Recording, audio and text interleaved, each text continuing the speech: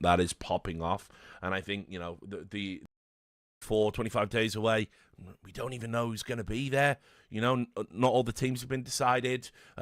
Hasn't been a talent announcement yet. Interesting times. You know, obviously I see Launders lurking. I'll assume he's going to be there. But you never know. It's really come around quick. And if there's time, I'll talk a little bit about kind of where we're at with CS2. Because remember, my yardstick for when I was going to review the game and then potentially complain about the game was, do we play a first major on a shit version of Counter-Strike, essentially the first version of you know, the first major in CS2? Are we playing on a shit, approvably shit broken game? And if we are, that's a big problem for me, and obviously I'll be metaphorically sticking the boot in. But so far, so good. I think the development trajectory has probably been the best out of any version of Counter-Strike that Valve have handled directly. And certainly these 4 months have far surpassed anything they did with CSGO. And obviously everyone wants to talk about the big issue around cheating, which, again, saw another thread today. I'm in 10K, and there's a cheater every game, and I'm just like, it's never going to end. The vicious cycle will never be broken. But we might have some time to talk about that as well. So we're going to start with the RMRs, and I guess a good place to start is just sort of, let's look at the overall results, talk about who performed, who didn't, and then I will separate the big stories.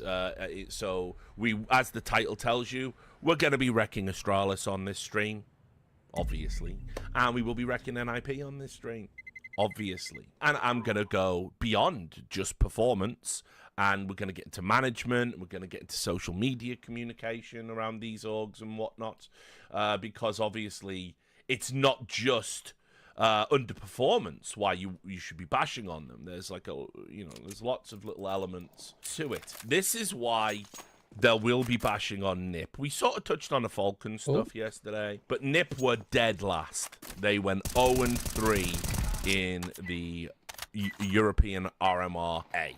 And so it's a spectacular failure. But you can see that the teams that went 3-0 were G2 and Virtus Pro.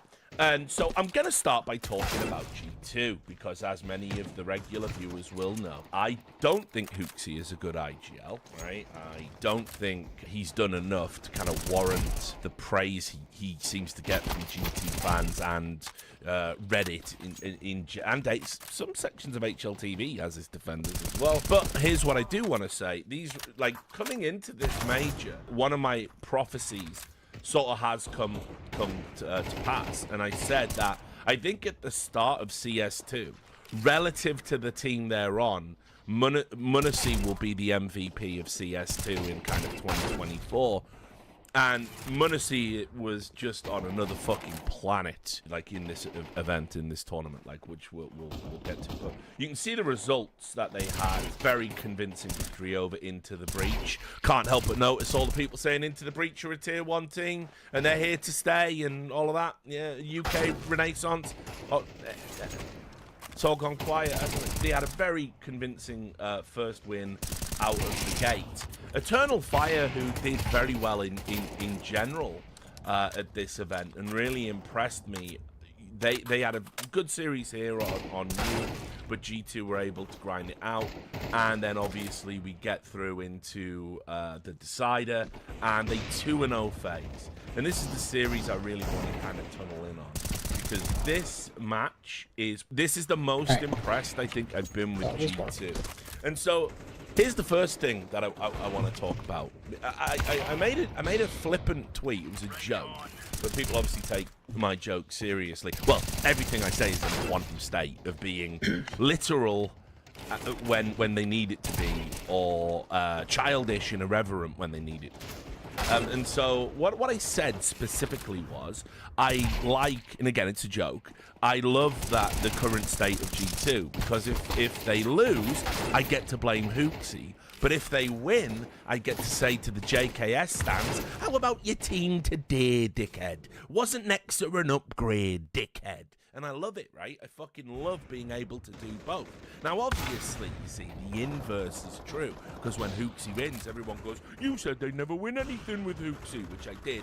That's one of those examples where they take it literal because it cements their argument. And obviously, they can also say, when they lose, oh, see, they're nothing without JKS, right? But I'm just going to ignore that. I've just decided, and block everyone who says it to me. So I win, right? So I have to say, like, there was a lot of skepticism around the Nexa pickup and whether it was going to be a good thing.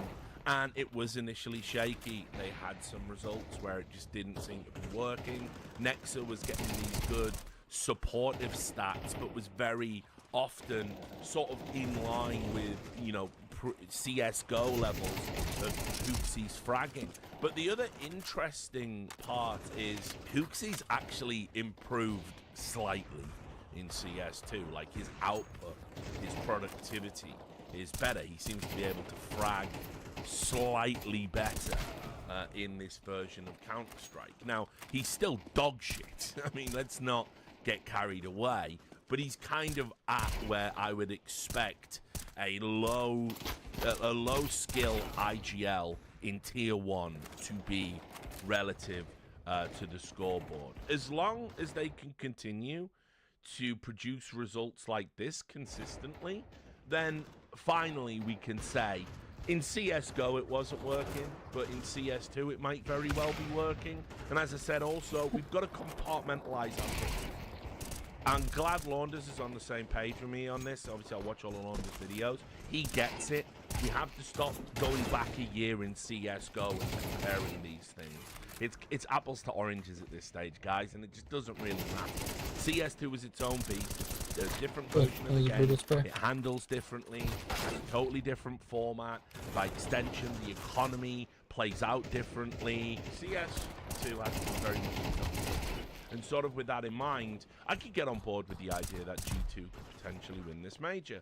I could get on board with the idea that G2, they're in a good spot because they're not being talked up anymore. Remember when they had the JKS version of this lineup, every tournament they were going into, people were expecting them to win, and then if they finished, you know, in the semi-finals or in second place, people would kind of give them a pass, but on some level, you know, we knew it wasn't really good enough, and that a lot of trophies got away from G2. Now, they haven't been piling up the trophies in CS2 either, but you can forgive that. You know, they're betting in a new player who has, I'd say, a different play style to JKS. I don't think he's as reliable an anchor, but I think Nexa is more of an enabler when he plays. And if you remember all of the interviews that came up around about the time JKS left, both Hooksy and Nico alluded to the fact that JKS had a star player mentality, etc., and that weren't necessarily communicating and things like this. Well, Nexa seems to be doing that. He's very vocal when you're watching footage from the games. And as I said, he's not above standing behind Nico or Hunter with a flashbang in his hand. And if he gets murked, but then the person he's doing it for gets 3 kills, he's happy with that. As far as he's concerned, it's a good round. He doesn't seem to be fixated on stats. And certainly, I imagine, just as an outsider looking in on G2, I imagine the cult of personality around JKS wasn't particularly helpful. I know you all love him, guys, and that smile, right? I know you love him, and 555 JKS cooked me, call it today. But ultimately, I think if you've got a player who is being praised as, like, I mean, you know, the level of praise got completely fucking insane in the sense that people were saying he was the only consistent player in G2 and the only reason they had any success. And I know enough from being around teams that if a player is non-communicative or moody or wants more of the action, when you're like just sat and scrolling through the internet and everyone is like really fawningly praising the guy in the back of your mind you think is a problem, it starts to fester and it builds up. And so I can totally understand why they went and got what they considered a different type of player, but it's certainly what didn't work at first, not on an individual basis. Listen, I don't think there's an immense difference between JKS and Nexter, but obviously I know JKS is the better player and certainly has the highest ceiling and has shown that if we go back to 2019. But what I will say is this has the potential to be a more rounded version of G2 because, you know, and I'll use the football analogy again, you need water carriers in a team. You just have to have them. It's that simple. If you don't, you're actually going to be less than what the lineup looks like on paper. It's a team game. Someone has to do the dirty work. Someone has to be the guy willing to die to make somebody else look good. And if you don't have that in the team, then you'll never have role alignment. And so, listen, as far as I'm concerned, I think G2 are very much up there. If I was picking like 3 teams that could win the major, I think they'd come in. I think they'd be my 3rd pick. And this result is what I think of when I'm making that prediction. I just want to show you something as well while we're talking about G2.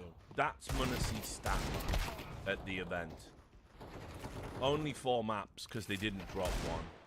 But like 154 with Nico just behind him at 150, and that's mainly predicated on that last series. He was kind of just a bit average. But like when you look at sort of like, okay, Hunter's your 3rd best player, he had a 1.27 kind of performance, and you look at where they're at, it's like, it's always the same thing.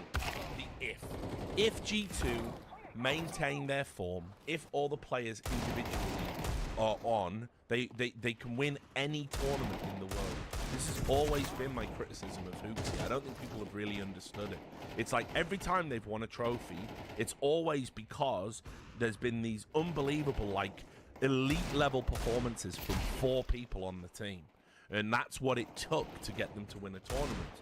So if that's the win condition, everyone's got to be playing mega well on the day.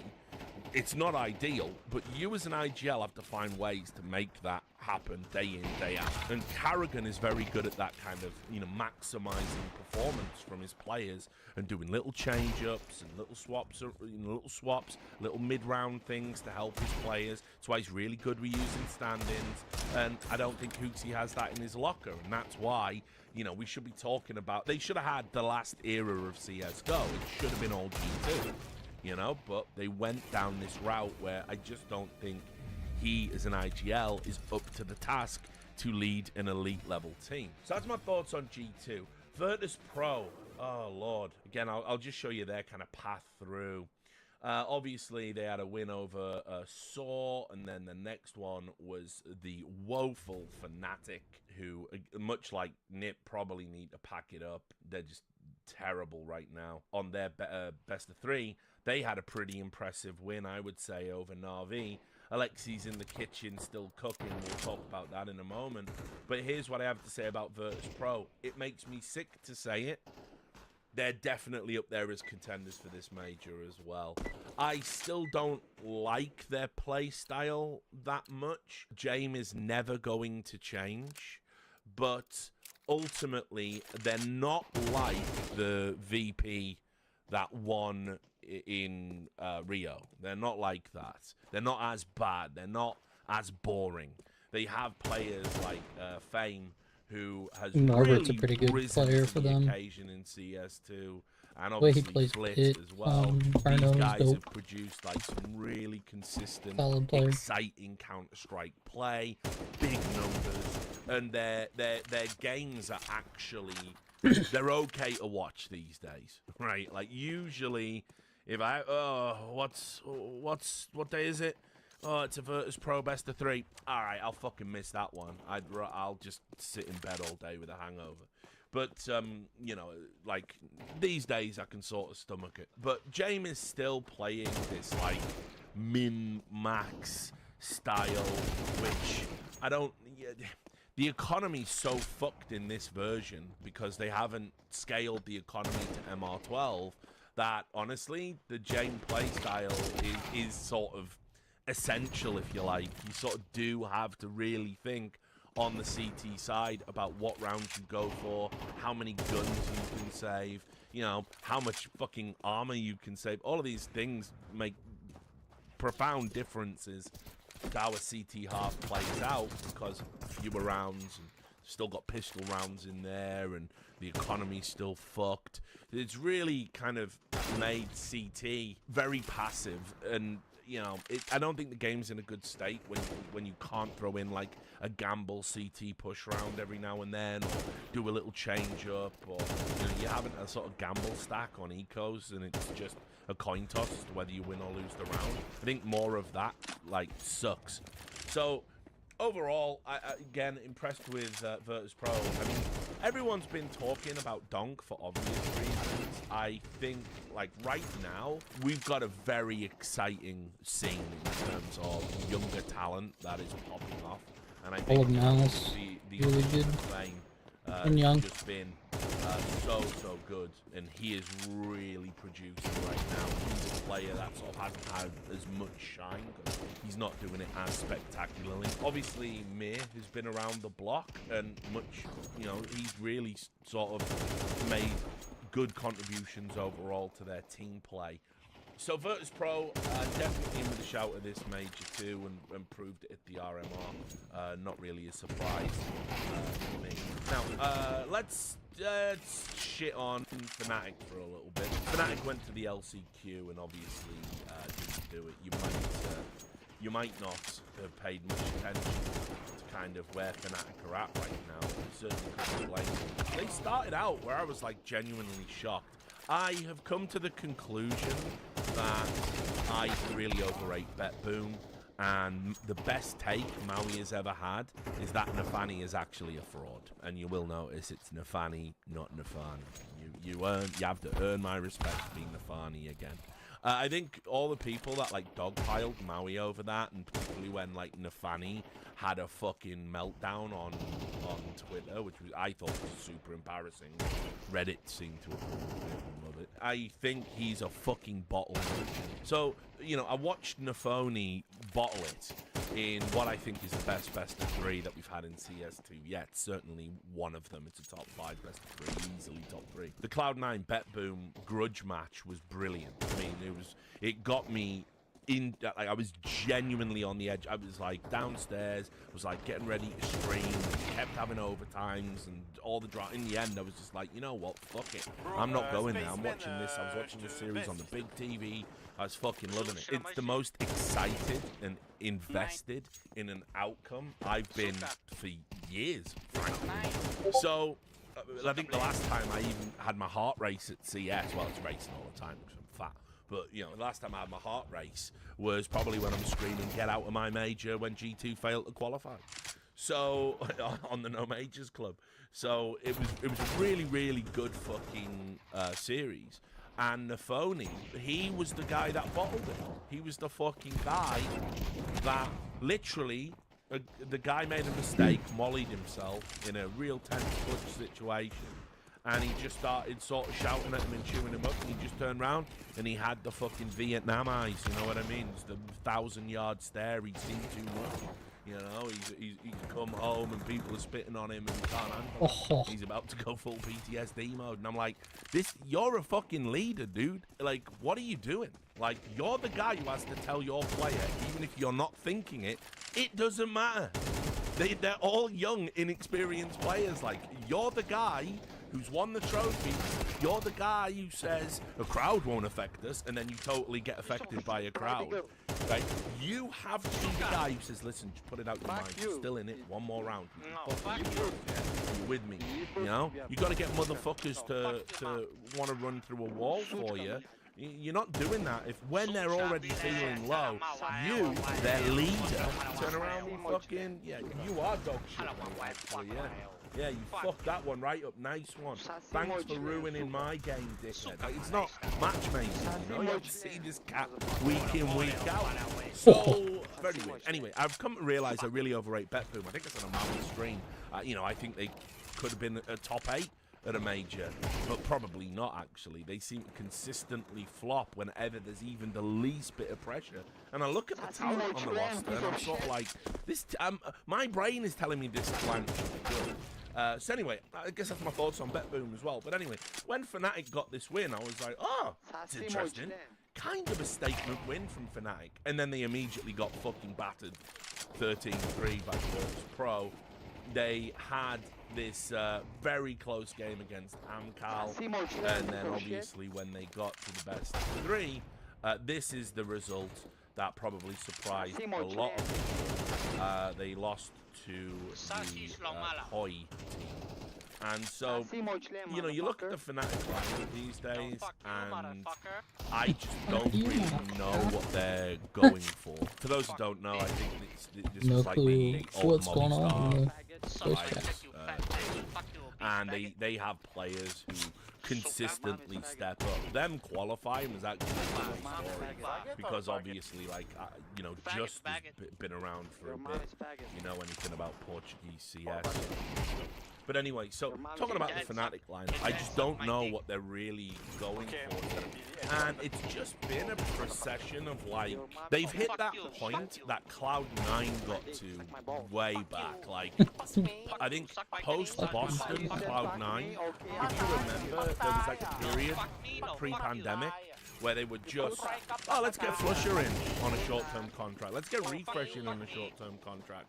And it was just, none of this makes any sense. Like, you're just putting a Band-Aid over a leak in the side of the hull, and it's not going to hold. And what you need to do is you need to think about what's the long-term plan look like for rebuilding our team. And Fnatic, unfortunately, just, they've really, I mean, first of all, I think, I hope you don't hate me saying this, but I think it's obvious. They got no money, right? I mean, no one has any money in sports right now, but Fnatic, I think, just historically, they've just been one of those orgs where, for a huge brand, they just don't monetize well for some reason. And they haven't spent, you know, money on this team at all. It's like a tier 2 min-max lineup, but playing for one of the most prestigious orgs in the game's history. You know, remember, Fnatic had eras in 1.6. They had eras in Source. I know not a lot of people know about Source, but Fnatic, put it this way, they picked up a Dutch team originally called Northern Lights, I think it was, because it was named after the weed that you used to get in the red light district in the coffee shops. And anyway, Fnatic picked them up, and that Dutch team, they had basically the equivalent of an era in Counter-Strike Source. And then obviously Fnatic were major winners in CS2. So it's like, this org has so much history, and this org has so much prestige in Counter-Strike, and I don't know what, like, I don't know what Khan and everyone's doing over there right now. Because that lineup, I'm gonna just say it, with the exception of Crims, obviously, and some thoughts coming about that, that's actually an insult. Like, there are 2 people on that list, at least, that aren't fit to wear the Fnatic shirt. They're not ready. It should come as a point of pride. And you have to ask why they're there. And quite clearly, it's a budgetary thing. Obviously, you can just look at the numbers there, and these performances, they're not good enough. And I know that, like, yeah, okay, Matt is top frag, QB, who a lot of people have been criticizing online, did okay. And, you know, look, I don't think Body and Afro are it either, frankly. And listen, Crims for me is still like the most valuable player in that lineup. But guys, he is old, like, now. Like, he should be pensioned off. Like, Fnatic should be thinking about, how can we pick up one of these exciting teams that are doing well at the start of CS2 and bring them in whole cloth, pension off Crims, he's a streamer, whatever, see out his contract, and they've got to sort of draw a line in the sand, because this is just a continuation of oh, let's get Dexter in, let's do this, let's do that, let's try this, let's try that. Like, guys, like, you need to have a plan and a cohesive team identity. You can't just keep dropping people in to what is like some terrible international lineup, effectively. And Crims, he must be fucking just bored of it by now.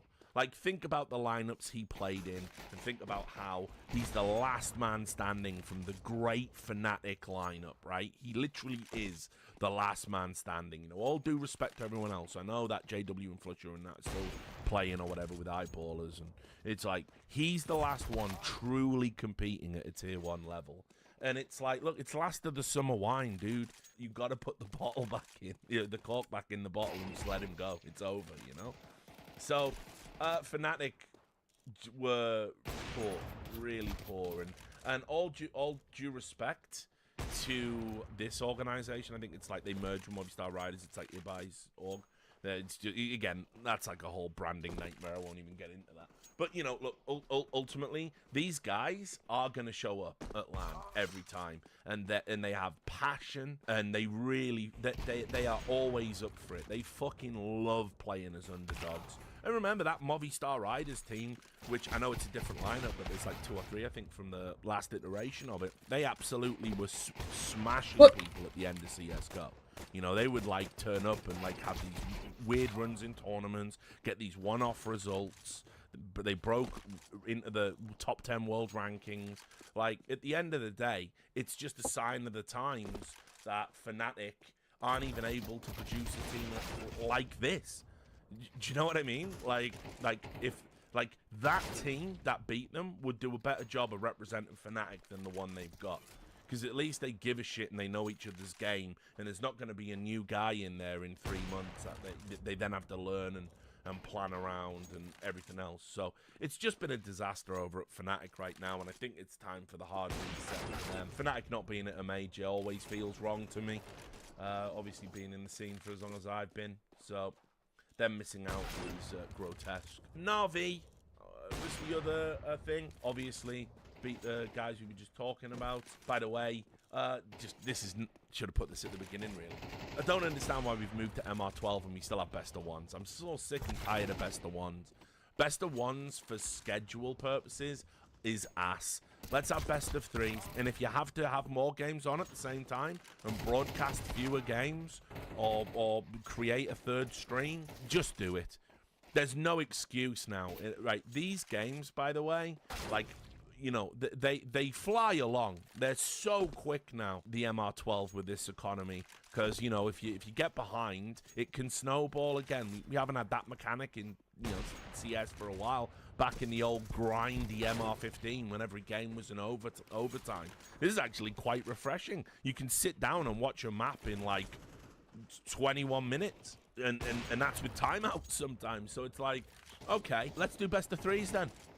Why not? But they're not doing it, and it's just like, listen, guys, it's crazy. I mean, yeah, listen, here's a thought, right? How about you have more games on at the same time, and to help your co-streamers add value, instead of just sitting there eating and reacting to the tournament stream, give them an exclusive game. How about that? And you know, this game will be brought to you exclusively by Flom or, you know, whoever it is, and you do that. There it is. You know, value for your partners, a rising tide, etc., etc. Never Gowlers. But yeah, or own a pixel actually.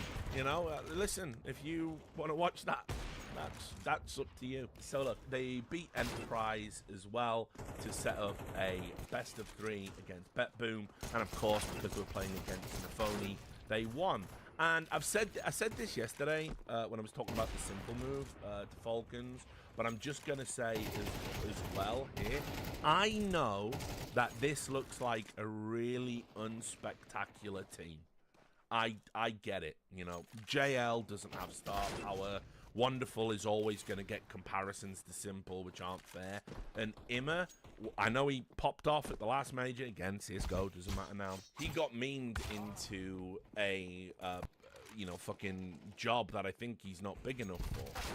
He's the guy that I need to see more from. For me, I'm not going to point the finger at anyone else. I mean, yeah, if Bit could get back to, like, rookie year Bit, then Immer probably doesn't need to do anything. But Bit's just a very, very good player right now, not like fucking insane. And so, with that in mind, Imma's the one that's got to start to step up. And he is theoretically the star player of the lineup, particularly after the performances he had in the Gamer Legion run.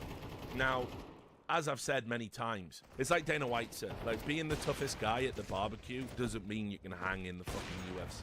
He said that about Kimbo Slice, and very happy he recanted that statement, because Kimbo was a wonderful man. But there is some truth to that statement. In Gamer Legion, Immer was the toughest guy at the barbecue. Now you're stepping up to Na'Vi. Na'Vi are going to be at all the top tournaments. Na'Vi have a huge, vociferous fan base. Na'Vi have a prestige. Where'd that go? They have a history. Winning is in their DNA. They've done it in multiple titles. It's not just CS, it's Dota as well. It's all, you know, it's just what Na'Vi do. And as I've said, listen, I can criticize Na'Vi till the cows come home. The one thing I'll never criticize them for is they invest to win. And they did it here. They spent money on Immer, by the way. Don't think it's like some little charity thing. He has to get better. But what I love about this Na'Vi team is, for the first time, like, I think Alexi B has had the most fucking cursed career of all time, right? He proves himself in Ents, gets Ents into, you know, they're in a fucking final of a major, right? All Finnish lineup. I mean, shit, there hadn't been a good all Finnish lineup probably since early Source, early 1.6 type days. Finally, you know, we got all these Finnish players, because they've always produced good individuals. You know, we finally got 5 individuals that, you know, could play well. And yes, obviously, they did exploit the fucking Org/Krieg meta and coincidentally fell off when those guns weren't as good. But the reality is, Alexi B bursts onto the scene and announces himself as an incredible IGL, and everyone goes, wow, okay. And then obviously he gets into OG. OG, really, they're not the org people think they are. They hear OG and they think TI, and they think most winningest and all this stuff. But in CS, it isn't about that. This is very much a reserved, conservative org, not politically, don't get upset.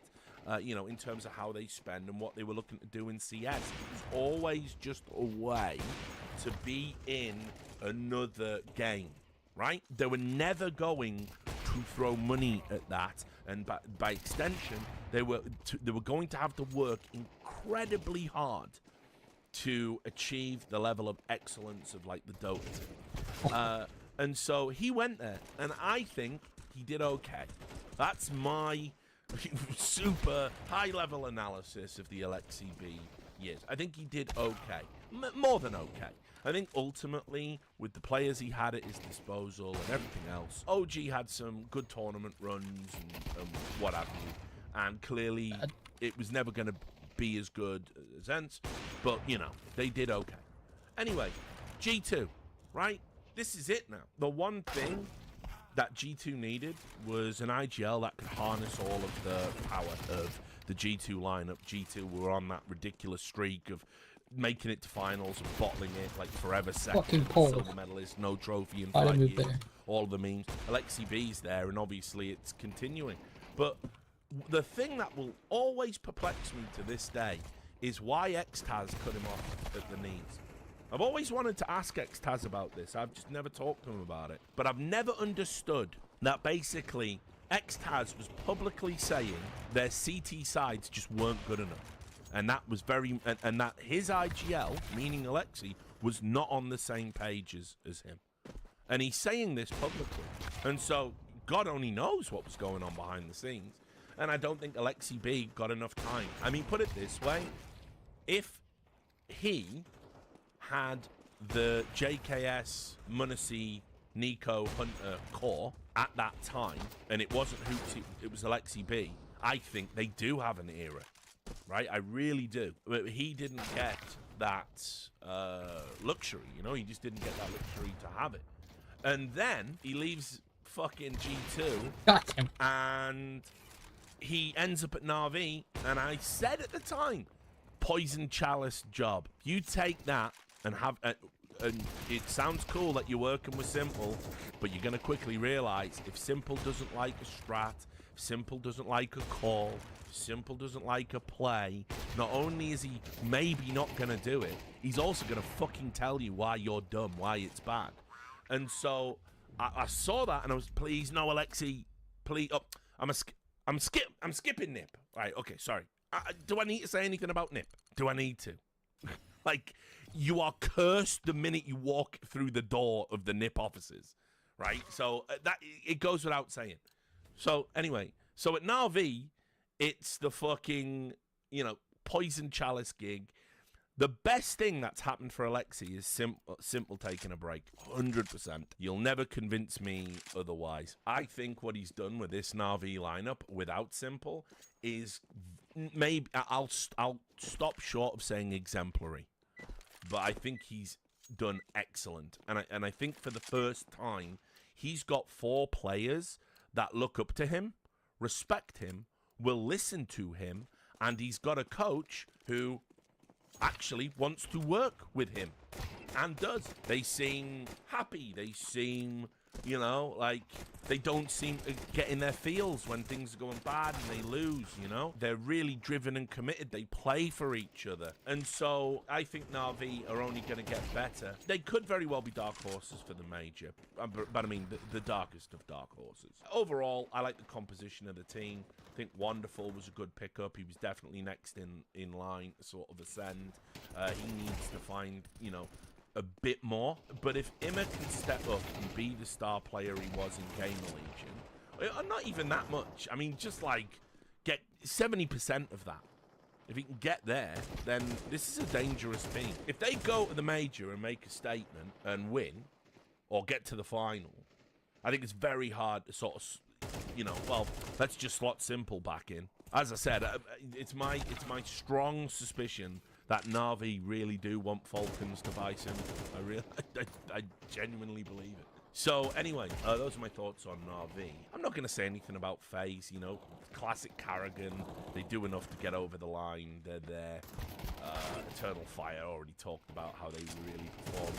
They have lived up to my prediction just a little bit too late, in the sense that I did say, if you ever got the mega Turkish lineup with Santares and Woxic and Major and all the best playing, you know, Calix, all those guys, all the best players, and you got them you finally got them on a 5, they would be a mega upset team.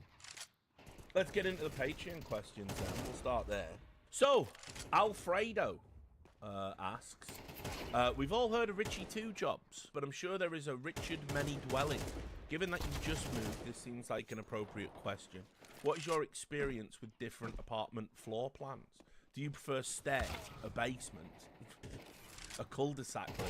What do you consider in your domain decisions? Well, this guy's obviously trying to dox me, isn't he?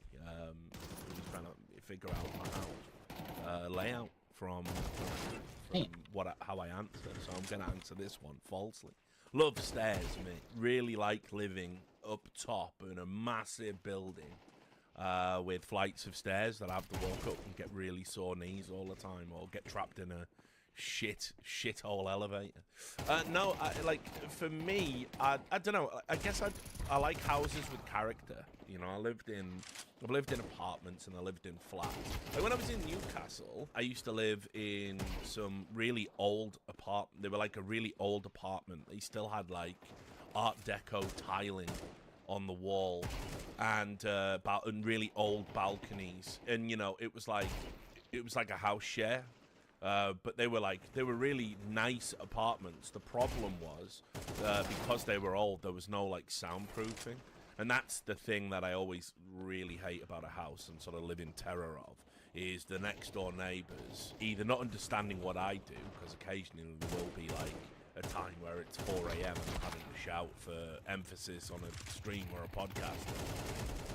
And then obviously the other aspect is I can't stand any noise interruption to my life whatsoever. And when I lived in those apartments, there was a convenience in that there was a drug dealer above, and he was a cool guy. He used to, like, you know, it was back when you could buy drugs and not just like risk death every single time. And he was a cool guy and he had everything you wanted.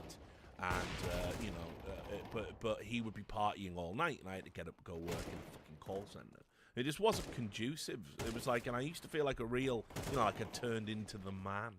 You know, like I used to go up there about like 3 a.m. I've got to be up at 9. Any chance you can dial it down, and you just feel like such an old cunt, you know. And he'd be like, "Oh yeah, sorry mate, we are having a bit of a mad one, yeah." You can just bang on, you used to say, you can just bang on the ceiling, you know. Oh, I'm not doing that. That's like a bit fucking elderly, isn't it? But I used to feel alright cunt doing it. And plus, all the fucking drug dealers used to fucking, you know, ring the doorbell at strange times and be like, yeah, You know, it's David. Hello, Dave. It's David. I just want to get a gram like fucking Dave. And the only gram in this house is mine. So, you know, it was, you know, living in flats definitely sucks. Flats and apartments suck. It wasn't so bad. I used to live in an apartment in Atlanta, and it was expensive as fuck for no floor space, because that's Atlanta. But that was kind of cool. It was in a, you know, gentrified area around the corner from the old Atlanta hood, not far from a Whole Foods. It was like, Atlanta's a strange place to live, because it's like, the way they gentrified it, there was no sort of rhyme or reason to it. So it's just like, this is just the, air quotes, good neighborhood now. But you walk 100 meters left and, oh, don't go there. That's where it's dangerous. And I just be like, oh, just fucking go where I want to, rather than trying to figure it all out. But yeah, so I don't really like apartments, and I don't really like flats. And I lived in a terrace as well. Don't recommend that if you can avoid it. Obviously, most people fucking can't avoid anything, because you just have to live where you live. But yeah, you know, I like houses with character, ideally, and I like to be isolated. I don't really like people all that much. You know, like where I used to live, where I just moved from, I got to know all my neighbours, and I used to get them Christmas presents and stuff. And Merry Christmas. We were all in a fucking WhatsApp group with each other. Oh, I'm going on holiday. Will you get my parcels? Will you take my bins out? It was all very like suburbia. But yeah, for me, you know, I just like the isolation. I don't want people all up in the shit. I don't want people knocking on the door. I don't want people, you know, feeling that like just because we live adjacent, I have some sort of neighbourly obligation to be in their life. You know, it's all right if you want to do that, and I have done that. I used to love it in Vegas. All my neighbours were cool as fuck in Vegas. We had like some old school roadie across the road. He made his money touring with like bands, and he just used to spend all day riding around on a Segway, flying a fucking drone outside. And he used to go, "Yo, fucking Jimmy, how you doing?" He used to come out looking like Tony Soprano in a robe, like baking 100-degree heat on my face. "Hey, Jimmy, you all right, mate?" So you know, that was fucking, you know, like that was cool. You know, if your neighbours seem like interesting people, definitely stick your head over the fence. But by and large, I like to keep myself to myself. So I don't know if that really answers the question in terms of floor plan, but just houses, you know. Rekovic on Steam says, after Counter-Strike 2 has released a big update before the major, the skin cells are happy because of the new case, the normies are happy because Arms Race is back, actual players are happy because they've updated the netcode, but Pasha is still big sad that CS2 is ruined by cheating. Why does Valve hate us? Indeed, Rekovic on Steam. Why? Why do Valve hate us so much? Yeah, it's kind of weird. The reaction to the big update. Like I said on that stream, everyone's reacted exactly as they thought they would to the update, you know, and that is that it got 2 days down past the update, and then everyone started fucking. Why is there no content? I like literally saw a thread saying why has there been no content? And in that thread, people were arguing over whether or not that was a big update. What just happened? The 8.5 gigabyte update with an entire new game mode, a new case, you know, like loads of quality of life updates, like all of that stuff. Like people were literally arguing over whether or not that counts as a big update. Because well, yeah, exactly. Most of it hit it on the head there. It's like, oh, it's not an operation. People like that need a fucking operation, but it's on their brains. I just don't understand it. Like, again, compare and contrast to what type of updates we were getting 4 months into the development of CSGO. And it was nothing like this. You weren't getting, like, content updates and fucking game modes. They were still like, oh, shall we make it so you can have the crosshairs that you're used to having in Source and 1.6? Yeah. Are you still pissed off with the fact that we've changed the buy menu so you can use it on Xbox? Because that's essentially what this game was. You know, that's the type of updating we were getting in CSGO. So that why people are fucking still pissed off about, you know, the level of commitment Valve have shown so far in CS2, when it far exceeds anything they've done for any other previous version of Counter-Strike. you know, it's just these people are just impatient children, basically, and that's ultimately the audience that esports is cultivated. We've spent so long trying to harvest Zoomer eyeballs because we can't be honest with ourselves that they're not worth harvesting. In fact, what we should have gone for was like the, you know, 24 and upwards audience because they might have money to spend. But yeah, we spent so long harvesting Zoomer eyeballs that, you know, fucking now we've got an audience of impatient fucking Zoomers. It's just ridiculous. So anyway, on the cheater thing, I am sick and tired of the pros like leaning into this bit now about how the game is literally unplayable. Just fuck off and do what you do anyway. Go play Face It. Like, the only reason the pros are like upset about it now is because they all envisioned a world where Premier was going to be for them. And they were all on the top 50 of Premier was going to be all like pros names, and they were all going to be competing with each other, and Valve were going to recognize them and tweet out the rankings. They thought it was going to be that, and it isn't that. And so now what they've done is they've gone, they're leaning into something that will never affect them, right? Because they're going to play Face It for the money. They're going to play with their mates. They're going to play with their pro. Like, so they're complaining about something that doesn't really affect them. And they don't really care about it. Even if you accept the premise that Premier is infested with cheaters beyond insert number here, very often that number is the number of the shitter that is pretending they lose every game because of cheaters. If we even accept that as a premise, it's not it's only going to affect you guys. It's not going to affect those guys at all. And yet they're the ones advocating for, let's get a kernel level anti-cheat, let's do this. Like, I'm good, Pasha homie. I'm good. You know what I mean? I tell you what, you don't talk about fucking, you know, we need kernel level anti-cheat so your privacy gets got. And next time you're having one of them freak fights, I won't be screaming about PED testing or something. It don't affect me, mate. So just leave it there. It's just fucking tedious at this point. Like, you know what I mean? And by the way, there's no implication with that, but it's like, just stay out of other people's business. For clout. It's just fucking pathetic. So anyway, yeah, disappointed all round. Like, a lot of people have, like, sort of, I think, let me down by leaning into this, like, hysteria, when what we need is, like, level-headed voices, people trying a back channel to Valve, open up communications. That's what we need. It's just, you know, just sad. Just big sad. I'm big sad, I reckon. Jerky's Minion, good old Jerky Simon back in the house. Will we ever do a meeting event with the Richard Lewis Discord for like a big event such as ESL Cologne, or is that off the table completely now? I want to see Jice be the barbecue master and smoke our meats while we drink beers and get shit-faced while Carve brings us kebabs and feeds us till we get fat.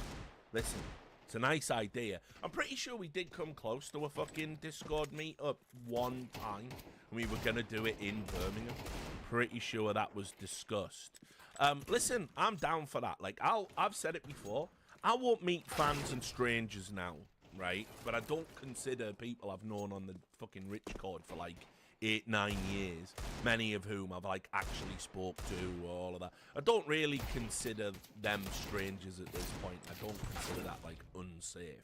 Obviously, you know, there's a high chance of it getting fucking raided, or you know, there's an officially a fatwa out on me now probably. So you know, it's up to you. But my advice is don't stand too close to me. That's probably the safest thing you can do. But yeah, you know, I'd be totally down to do it. We'd, you know, need to sort of plan out the timings or whatever, and I guess an esports event is as good as any. I'll add, I'm gonna meet up with the boys at the Danish Major. I'm gonna go out there, you know, catch up with like Anders and the guys, because it's like, it's the closest major to me, you know, in a while. Like, I probably could have gone to Paris, but you know, we wanted to do like no majors club stuff and whatnot. So yeah, I'll probably go to Denmark and skip out on the no majors club this time around. Although we'll probably do a little bit of it. But yeah, so if anyone off the Rich Cord is gonna be in Denmark, meet up and hang out there. I imagine Jerky is going to be there. He does go to the events. I've already met him in real life, actually, and you know, so on more than one occasion, and had drinks with him. So you know, we could maybe do that. But yeah, definitely won't be going to the Chinese one. Yeah, not going to China. What I've realised is I am increasingly running out of places I'm going to be able to go to soon. My worry is as well that by criticising America as much as I am online. I wonder if next time I apply for a fucking to travel there, could be funny about it. So he's got a politics podcast. So is that something I need to worry about? I don't know. We'll see. But yeah, increasingly the world is getting smaller for me. Another reason why I like to keep myself to myself. This is from Carve. Hi Richard, being both a staunch male feminist and successful local Stockholm businessman, you'll be delighted to hear that I've applied for the vacant NIP COO position. If chosen, I shall return the org to the great times it once knew, modernising it to flex to the brave new esports entity of tomorrow, with such great ideas as no wives or girlfriends in company HQ without an escort, introducing a social credit score for our players, and a generic PayPal account for depositing slush fund money from nefarious entities worldwide. Can you give me any tips for nailing the interview? For example, the sight of blood makes me squeamish, and I haven't dismembered a journalist in ages. Thanks. So this is obviously a reference to, first of all, Jonas Gunnarsson is out at NIP.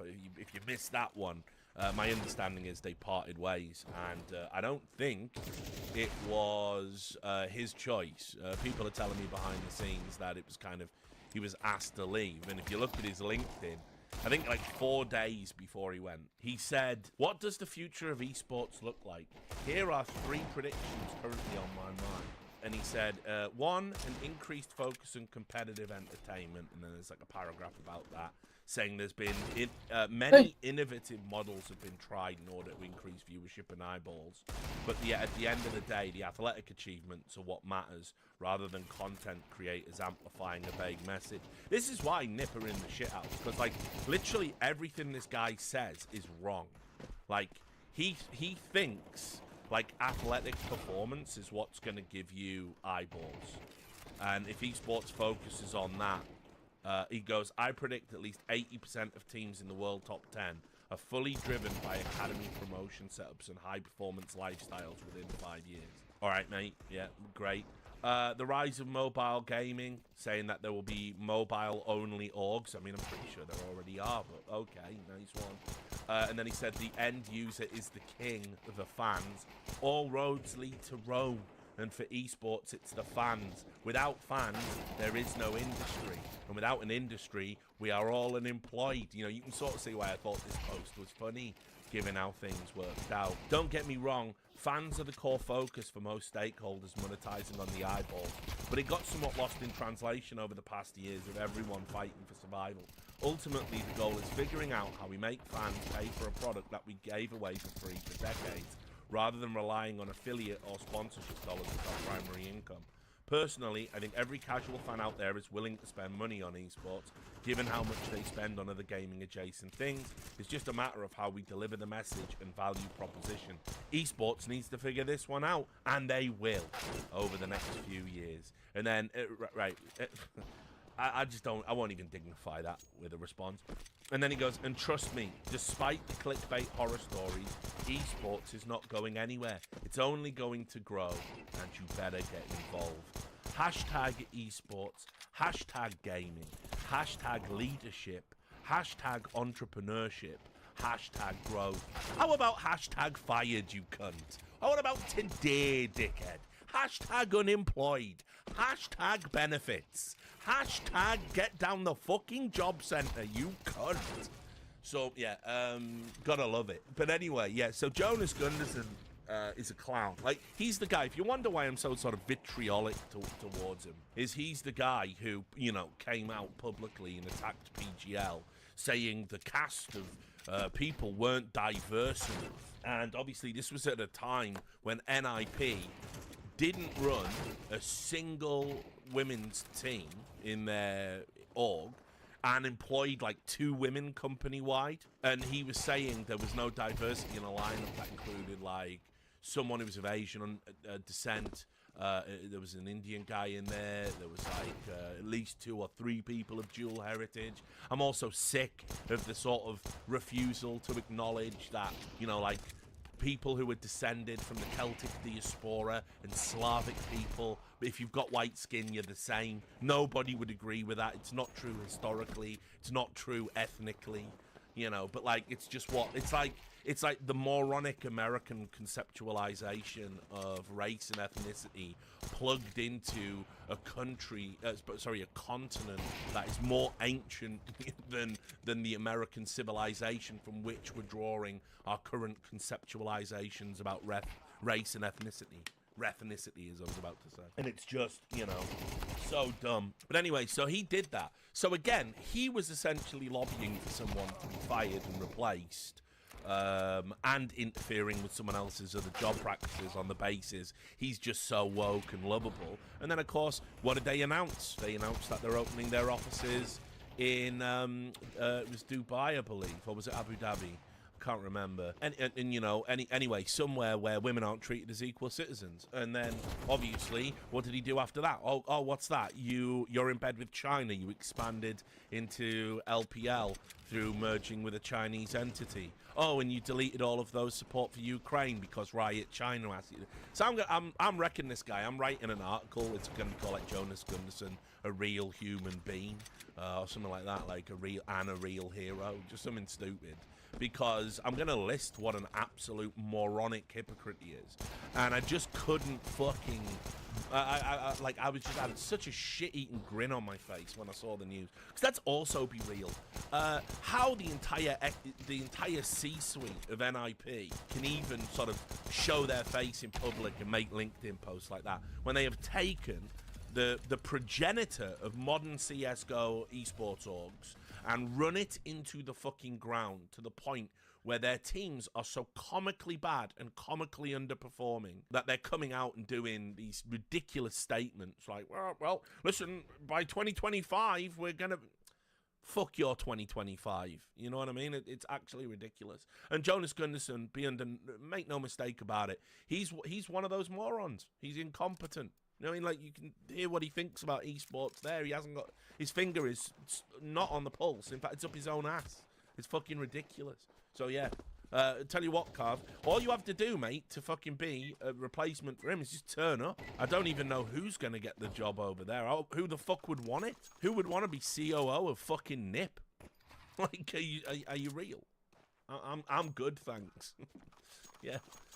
Scouse J, with tensions heightened between NATO and Russia, how well do you reckon that the little toe rag from round the corner, who was just begging to have his head filled in because he's got no sense of respect for anyone, is going to fare if they get drafted to fight some chain-smoking former farmer called Boris, who's just had his punitive gape from his commanding officer? Totally not gay, but Westerners don't understand. Lots in that one, Scouse J. First of all, the punitive gape thing, which, by the way, that would be a good name for a band, Punitive Gape.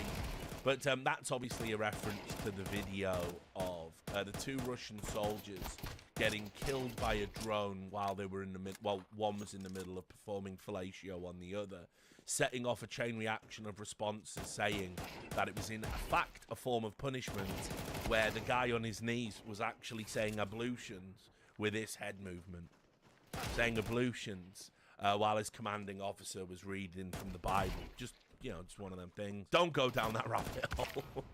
But me and Jace were all over that one, of course. Me and Jace were all over that one. But yeah, this is, of course, from the assertion that there are no homosexuals in the Russian military, which, of course, is just a patently absurd claim. But yeah, the other part of the question is talking about, they said, the British Armed Forces, because the West is having a military recruitment crisis. I don't know if this is of interest.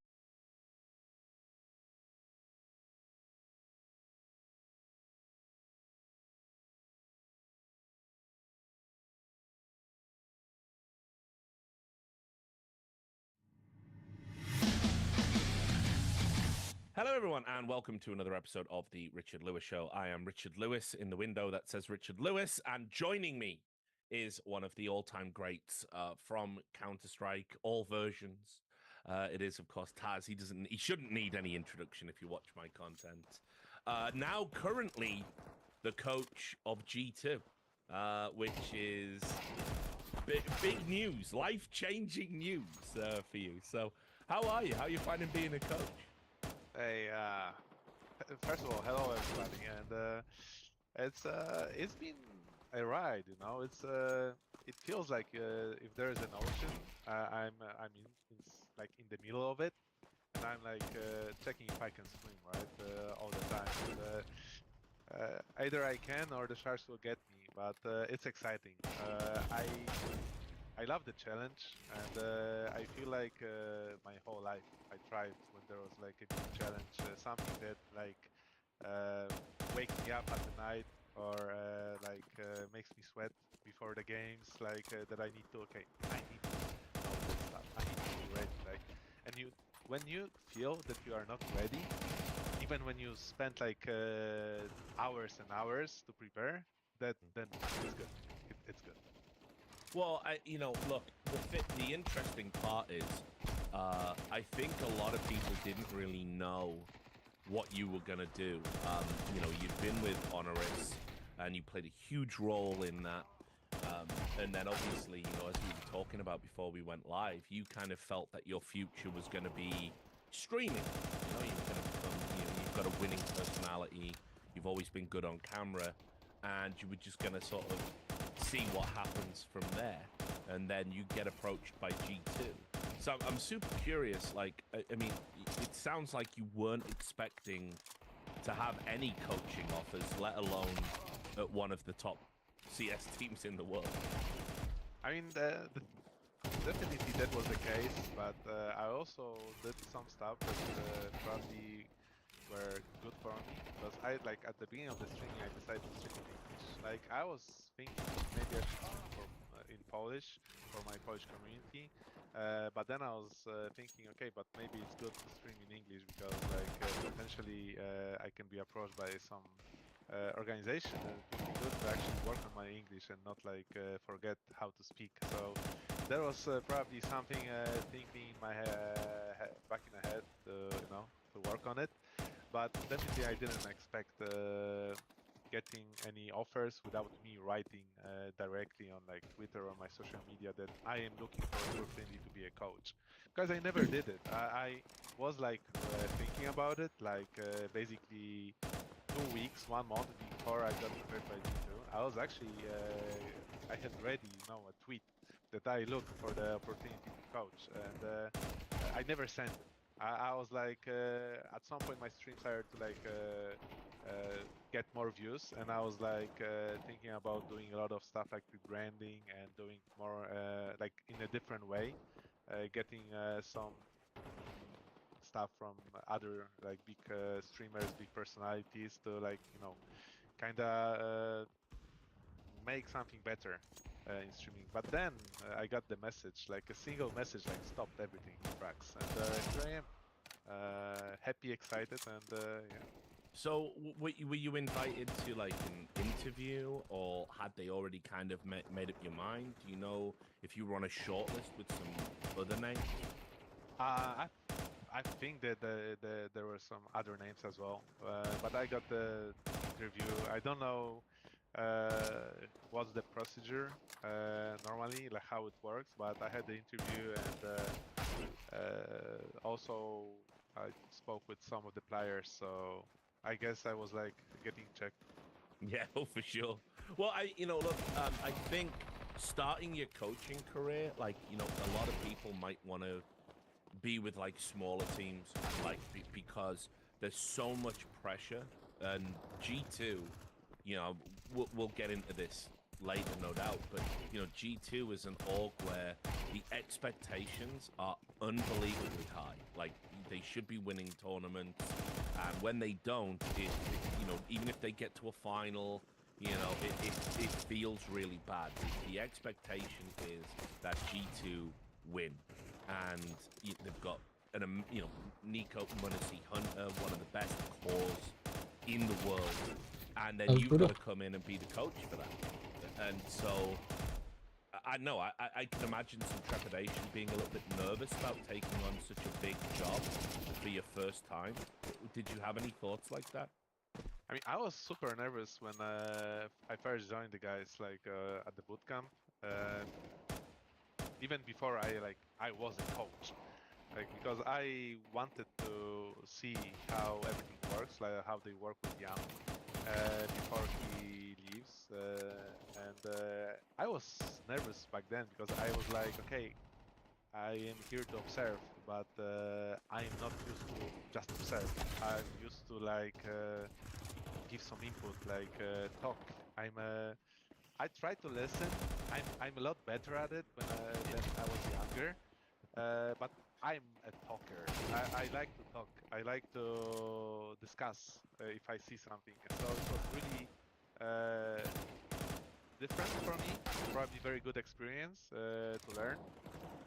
But you know, sitting there listening to like recaps and seeing with my own eyes what I think wasn't that good, or maybe what we could fix before the event, I had to like be careful because at the start I went in, I was like, hey, I think that this and this is correct, but I think that you are wrong at this point. I'm like going in, I'm like, yeah.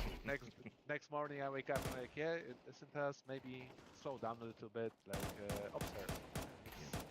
It's not the way. That's not the way.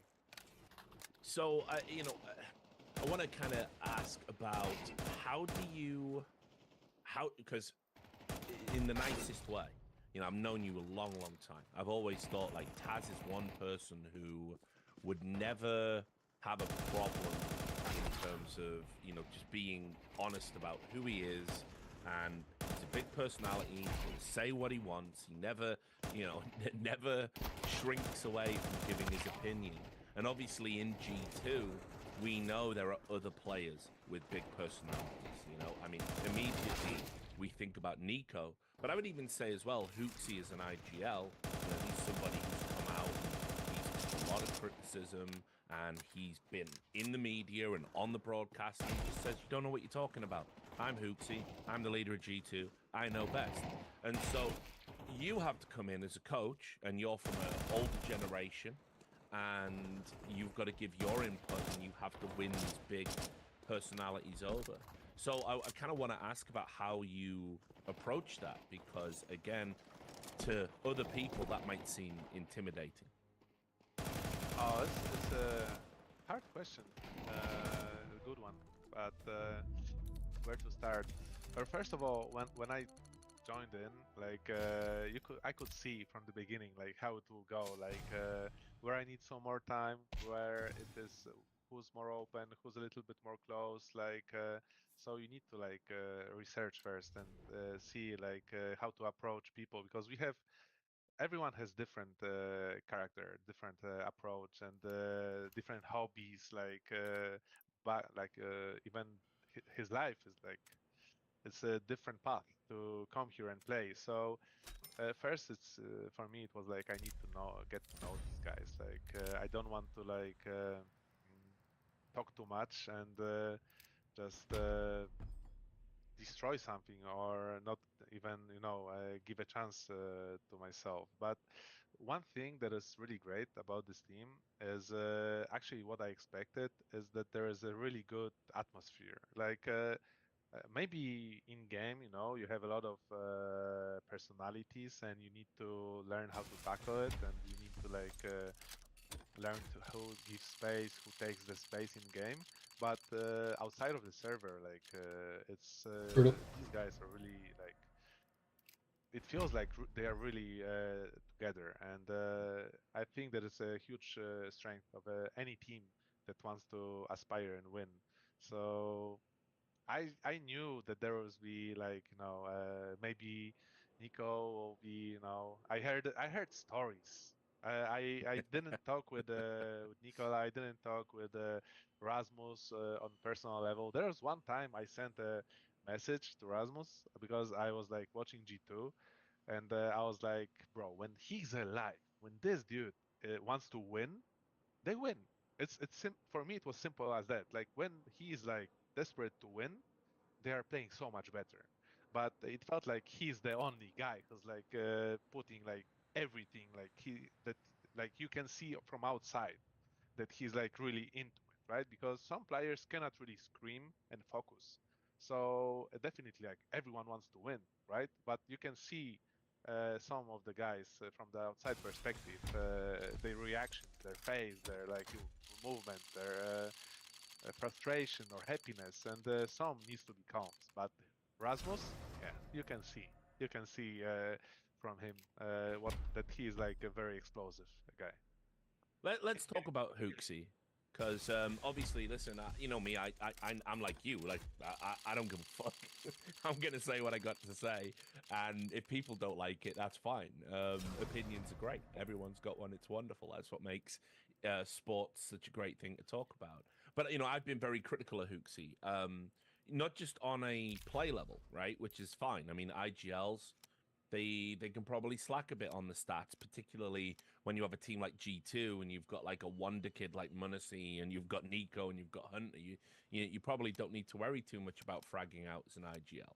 But I haven't overall been impressed with T sides from G2. They haven't looked like as innovative as some of the other teams that are out there right now, in my opinion. And obviously, I don't know what I'm talking about. I'll be the first to admit that compared to you.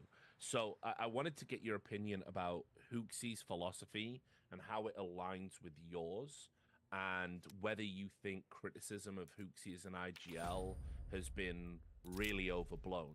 What do you see that I don't see? Well, first of all, I think that when when I was a player, I had a philosophy that what I say is what I do, especially what I say we do as in-game leader. When I wasn't leading, I was like, okay, so how to make this team win?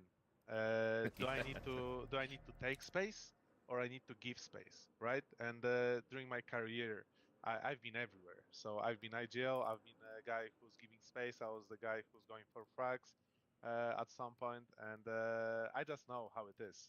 I know the pressure, I know what you need to do, and it kind of feels that when you when you look at teams, you need to understand what the team needs, what the players needs, what players you have, not even from skill level, like how they should, but also like movement wise, communication wise. Then you move to like personality, like what personality they have, what fits them the best, like how much you can take from them, how much you need to give them for them to perform. So there's so much stuff, and this is only a tip of the iceberg. There's so much stuff you need to look to understand how to build a team and why the team is playing the certain way, that it's really hard to understand it outside of the when we watch the games from outside perspective. Because when I joined, I mean, maybe not when I joined, like nowadays, where when I've been in the team for some time, I can definitely say that I'm impressed by Hooksy and his approach to the game and how much he's a hard worker. I think that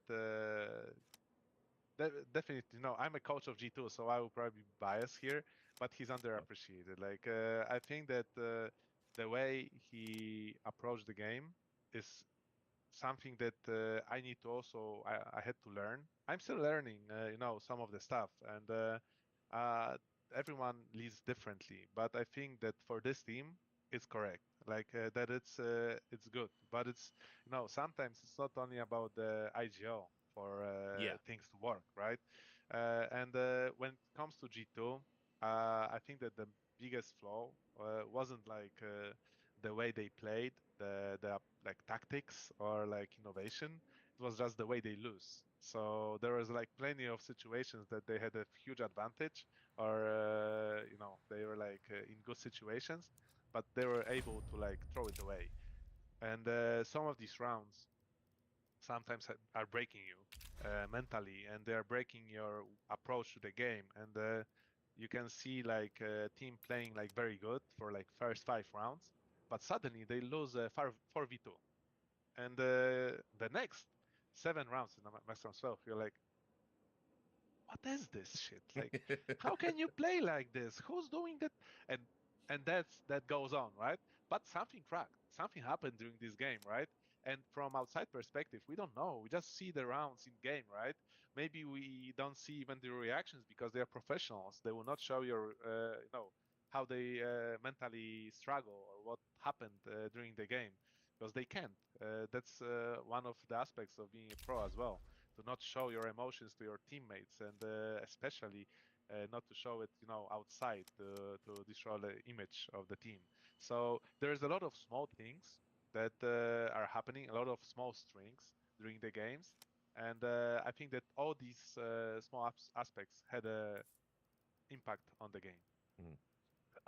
Would you describe your input that you have with the team? I mean, a lot of, in the past, for example, like Zonic and Glaive, the coach in the IGL there in that Astralis team, they had a very close relationship. They would do one-on-one stuff together, and Zonic would provide like analysis and input, and then Glaive would sort of assimilate that into his playbook. Whereas I've seen other coaches and they kind of leave the IGL and they say, like, look, you know the game, you know what playbook you want to run, you know the strats. I'm here to support you with the other stuff outside of the server.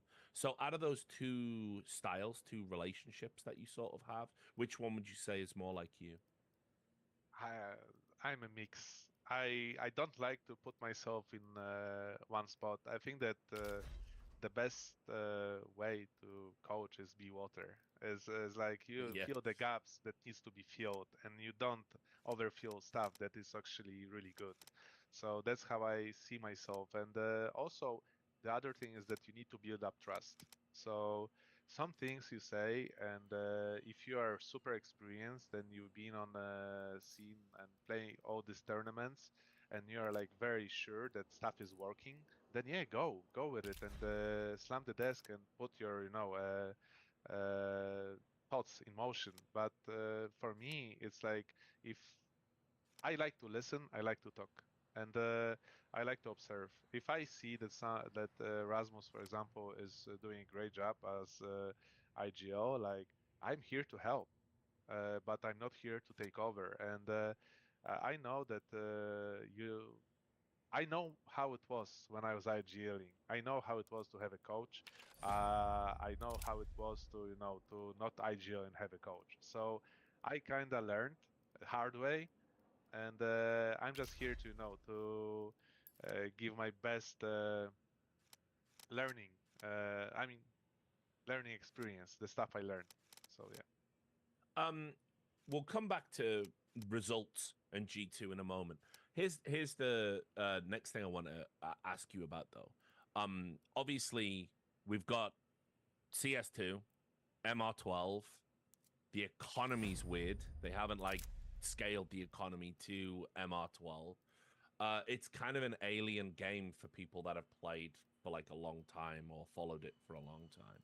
And so I wanted to ask you about the current meta, the format of MR12, the economy, and kind of what you think about it. Because obviously you go all the way back to the start of the game. You remember the crazy like old MR12 with the 3-minute rounds and all of that stuff. So I wanted to just ask you about what do you think of this current version of Counter-Strike? I mean, the fun part is that what you said, that people think it is an alien game. It's not the people who play long; it's people who play actually like 5, 6 years, or maybe Yeah, like yeah. start playing 8 years ago when CS:GO was like, voila, really good, and fixed all the errors. Like, we've been through charges only, we've been through bunny hopping, we've been through like playing maximum 12s. We played condition 0, 1.6, source. CS:GO, now CS2. So for me, I don't treat this game as CS, like as a new game. I always treat Counter-Strike as Counter-Strike. Like, since 1.6 to CS:GO change, I was like, okay, like, let's be honest, like, there will be changes, but the thing which is That's driving it for this me game and tonight. this community